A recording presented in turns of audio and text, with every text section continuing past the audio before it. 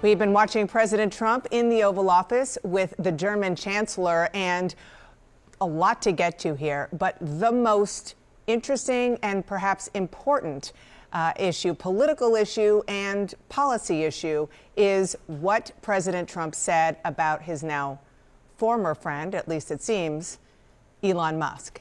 And I want to go to Elena Treen at the White House. Elena, it seems as though we saw kind of the unraveling of a bromance real time. And what our viewers saw was what it turned out to be one side of a fight. The other side was Elon Musk real time using his platform X to respond and kind of push back on many of the things that President Trump said. We're going to show our viewers what happened, but I want you to kind of give a sense of what brought us to this extraordinary moment just a few days after he gave a big glowing goodbye to Elon Musk from the White House. Yeah, it's not even a week, Dana, since we saw them both praise each other from the Oval Office days later now. And actually the first time reporters are actually having the opportunity to ask the president about this since that moment. We're now seeing this completely fraying relationship on full display. It's very remarkable given just how close I know, my colleagues here at the White House, and I know that the president and Musk have been for months now, really him being one of the president's favorite people on this White House complex. I want to give you a sense just of some of the key things I took away from the president's comments. Overall, though, I would note as well that his tone was strikingly somber when discussing this, and really you could see that it saddened him. Almost. You could see kind of the emotion in his tone and on his face as he was discussing this. He said, quote, "I've always liked Elon." He said I was very surprised. He said he would have rather had him criticize him directly rather than the spending bill that the president has been working tirelessly with his team to try and muscle through Congress. He said, and this to me was maybe the most notable quote from the president, he said, "Look, Elon and I had being a very key word here, had a great relationship. I don't know if we will anymore." He said he was very disappointed in Musk. He went on to add that Musk knew about the, quote, inner workings of the bill very intimately, and claimed that he only started to take issue with it and had a problem with it once he left the administration, but also once he learned of the breadth of the electric vehicle mandate, really the credits that are being revoked in this bill that, of course, could and will impact Tesla.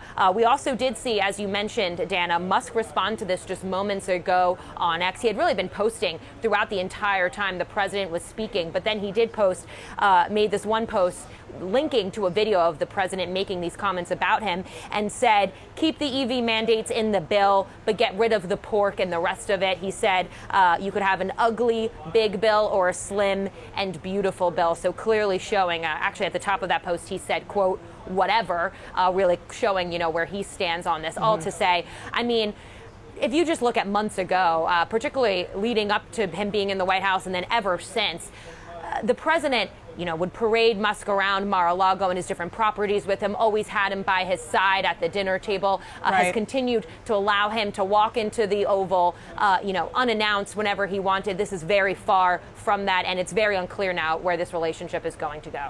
Well, I think we're watching where it's going, and it's going pretty downhill pretty fast. Elena, thank you so much. I am joined here by some really terrific reporters, CNN's Kristen Holmes, Josh Jossie of the Wall Street Journal, Zolan Kanu-Youngs of the New York Times, and CNN's Kylie Atwood. Let's just start by recapping one of the comments that President Trump made about Elon Musk. You saw a man who was very happy when he stood behind the Oval desk, and even with the black eye, I said, "You want a little makeup? We'll get you a little makeup." But he said, "No, I don't think so," which is interesting and very nice. He wants to be who he is, so you could make that statement too, I guess. Look, Elon and I had a great relationship. I don't know if we're well anymore. I was surprised because you were here. Everybody in this room practically was here as we had a wonderful send-off. He said wonderful things about me. You couldn't have nicer. Said the best things. He's worn the hat. Trump was right about everything. And I am right about the great, big, beautiful bill.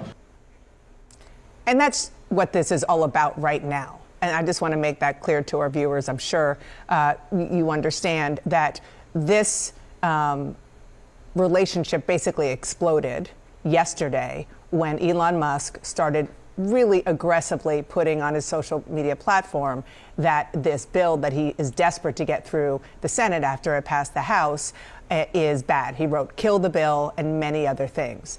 And so you just saw the president say what we just heard. He said, people leave my administration, they love us, and then at some point they miss it so badly. Some of them embrace it. Some of them become hostile.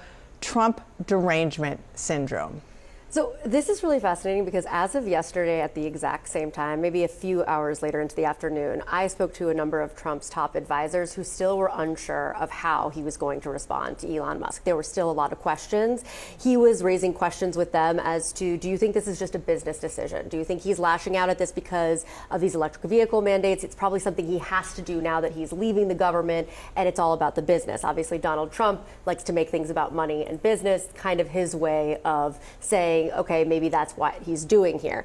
He was angry when that first tweet came out 2 days ago during the briefing, but then he also had a lot of questions as to where this was coming from, because he did believe that Elon knew about the EV mandate. Mm-hmm. His team does believe that this is all about business, all about the EV mandate, that this is all about these credits that Elon Musk believes are unfair, which he actually and it's not just that it's big and full of pork. Right, it's not pork, it's not what he's saying there. But I think the most telling thing about this is that clearly we've hit a new marker since then, which is we had a great relationship.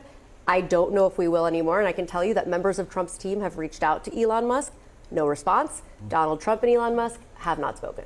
Yeah, and this was bubbling, though, for several months. I mean, Trump had said publicly, repeatedly, that he and Elon are close and vice versa, but there's been lots of frustrations that have happened between the two men over political endorsements, over Elon trying to get a briefing of the Department of Defense, over China, over some of the other staff fights inside the White House. And Trump's team was ready to see Elon go. There's no doubt about it. Trump himself wanted to have an event on Friday and try to have an amicable breakup here, in part because Elon is such a wealthy donor. He is the richest man in the world. He fueled hundreds of millions of dollars for this campaign. He is a political force to a large degree. He controls one of the main ways that Republicans communicate. The president is going to respond in turn. Yeah, Congressman Rose, Democrats on Capitol Hill are now saying, hey, we agree with Elon Musk. Who would have thought, right? I mean, politics can make for strange bedfellows, but do you think that this is a strategy that the Democrats could use to slow the bill's trajectory?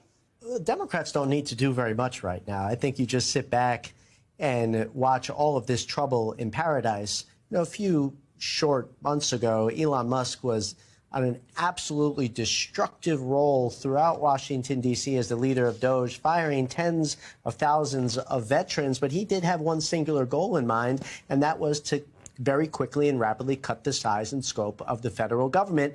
And now what he's coming to realize, this was a newcomer to politics, is that the Republican Party, going all the way back to Bush, has never been fiscally conservative or reasonable. They talk about it during campaigns, but then once they have the levers of power, they are the most fiscally reckless party that can be. Donald Trump can say he's not like Bush.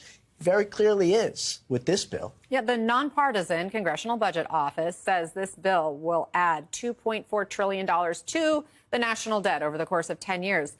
Lindsay, why doesn't that seem to be giving more Republicans pause? Well, it does give Ron Johnson pause.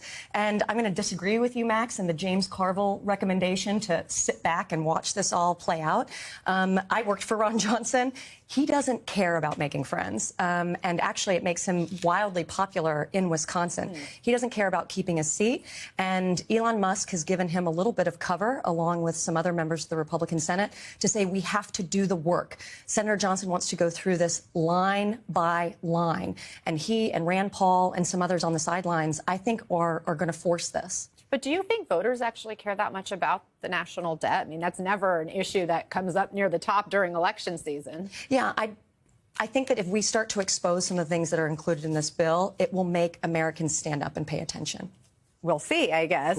Some House Republicans, of course, are saying the CBO is wrong. And in fact, I think it was the White House press secretary who said this is just a partisan attack, this report from the CBO. Ryan gave us a great fact check that the CBO is not partisan in how they operate. It's a nonpartisan organization. In fact, the head of it is a Republican who served under the George Bush administration, and the CBO actually explicitly prohibits employees from engaging in political activity that could be perceived as bias. So, Congressman Rose, what do you make of that attack line?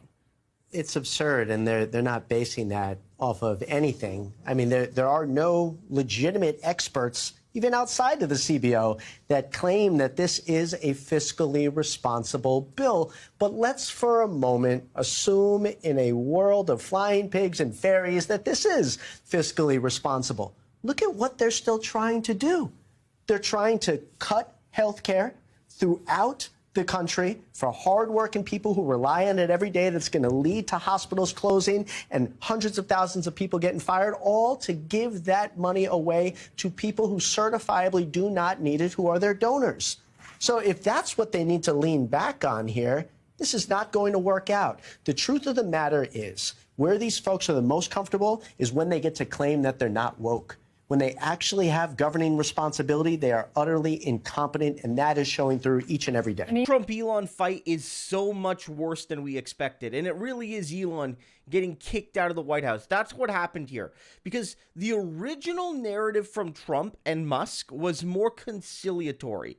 Obviously, we knew there were tensions behind the scenes, but even I'm surprised it blew up this publicly this quickly. I'm honest, I'm not that surprised, but I'm a teensy bit surprised, right? Because remember, the original narrative was that Elon wasn't really abandoning Trump or leaving in an official, like, I'm out of here, I'm giving up capacity, but, you know, he's going to go run his companies. He's got lots of other priorities.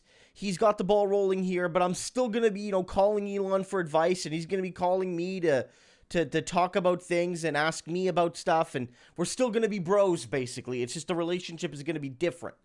And the subtext, and this is important too, they weren't talking about this, was Elon also needed to leave because after so many days in his special government employee position, you need to formalize that. That's not a position you can hold for all 4 years. At some point, he would have needed to take a different job, and that would have entailed likely either disclosing all of his conflicts of interest, disclosing all of his private ownership and things like that, and that's something Elon probably doesn't want to do, or having to go through a Senate-style appointment. Like, let's say Trump wants to give him a top job in cabinet or to make him formally the head of DOGE, which is a formal government department. That might require Senate approval, and if that requires Senate approval, Elon would have to go do a Senate confirmation hearing, and he probably didn't want to do that. So that was the argument people had, was he's not really quitting or Trump. He's separating, and he's doing it to keep his secret secret. But now we know it was an actual fight. They're both blaming each other. It's getting ugly. Trump is saying Musk is nothing without me. Musk is saying Trump would have never won the election without me. Elon clearly got kicked out. Trump says we're not even friends anymore. This is a fight.